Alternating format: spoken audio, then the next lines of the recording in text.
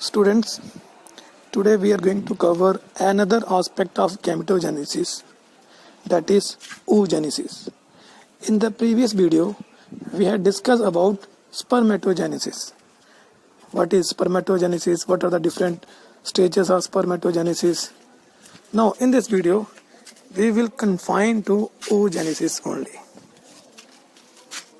Before we are going to proceed with oogenesis, let me tell you, the process of oogenesis is more complicated, more complex than spermatogenesis. Why it is more complicated? Where the oogenesis take place? And what is a peculiar feature of oogenesis we will study here in this video. In spermatogenesis, you have read that after attaining the maturity, the germinal cell divide to form spermatogonia, and these spermatogonia then undergo different phases to form the sperm.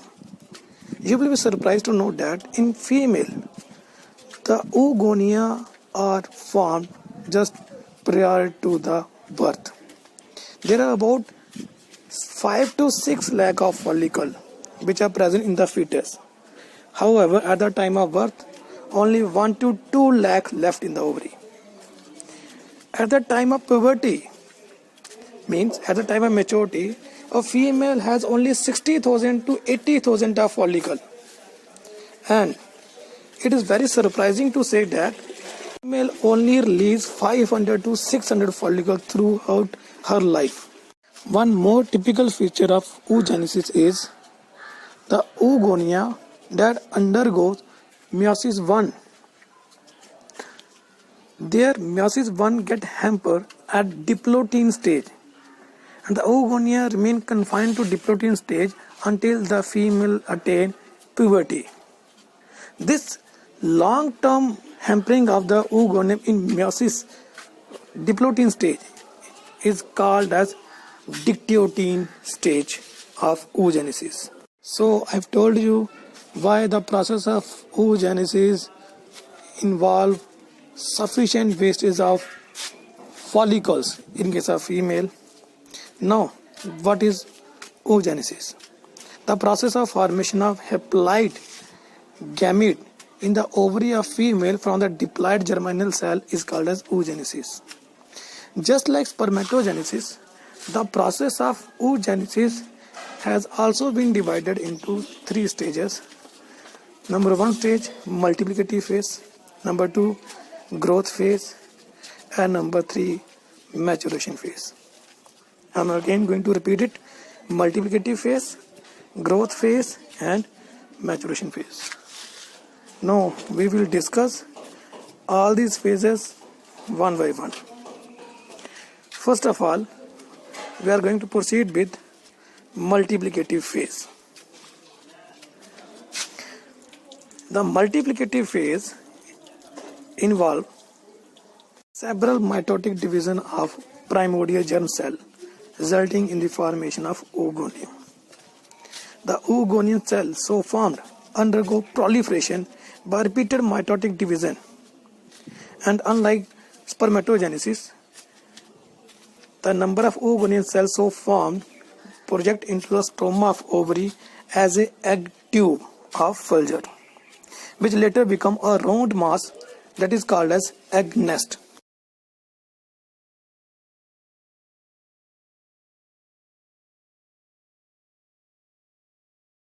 What I mean to say is that the oogonium, unlike the spermatogonia, does not get separated independently. However, they are arranged in a group, and this group is called as tube of Fulger.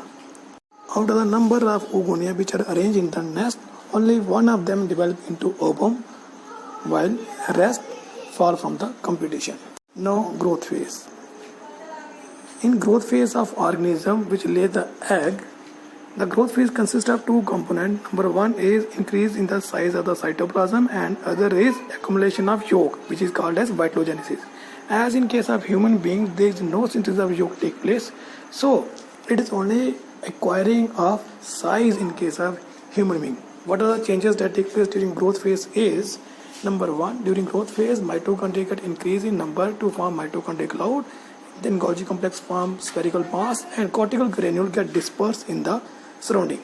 What is the role played by the cortical granule? We will discuss in the process of fertilization. Now the third phase, that is maturation. The process of maturation in oogenesis is quite different from that of spermatogenesis.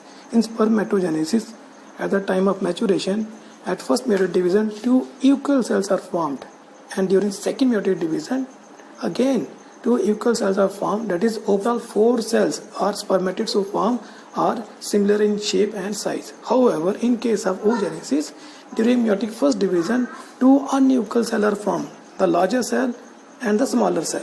The larger cell is called as secondary oocyte, whereas the smaller cell is called as polar body. Then the larger cell entered into second meiotic division and again form another smaller cell and a larger cell. The smaller cell again is called as second polar body and the smaller cell is called as oocyte. Similarly, the polar body which is formed during meiotic 1, it also undergo meiotic second division and give rise to 2 more polar body. So during oogenesis, there is formation of 4 cells, out of which only 1 form oocyte while rest 3 form polar body, which is also called as polar sites or polocytes. Now the question arises, why unequal division take place during the process of oogenesis? Why not equal division? This is because it is the cytoplasm which matters a lot at the time of fertilization. Since sperm only deliver nucleus as well as primary centriole to the ovum, so whole of the cytoplasm should be derived from what? Ovum. That is why during unequal division, ovum try to accumulate as much as cytoplasm possible. So the polar body so formed is always contain scanty of the cytoplasm. Now this is a flowchart diagram which shows the process of oogenesis. First of all, this is primary oocyte which divide unequally into 2 cells, out of which one, the larger, is called as secondary oocyte and one is first polar body. Then the secondary oocyte divided into 2 unequal division. Again it form the larger cell which is called as mature ovum or oocyte and smaller cell which is called as second polar body. Similarly, the other polar body divided into 2 equal division and give rise to 2 more polar body. So overall, there is 1 ovum or oocyte and 3 polar bodies are formed. So with this, I am going to finish up or summarize the topic of oogenesis. So oogenesis as compared to spermatogenesis, quite wasteful process. Out of the number of oogonia, only one participates in the formation of ovum at a particular time, where rest of the surrounding oogonium get degenerate. Further, the process of division, that is meiotic division, is quite different from that of spermatogenesis. Here in case of oogenesis, the division is always unequal just because to gain the cytoplasm.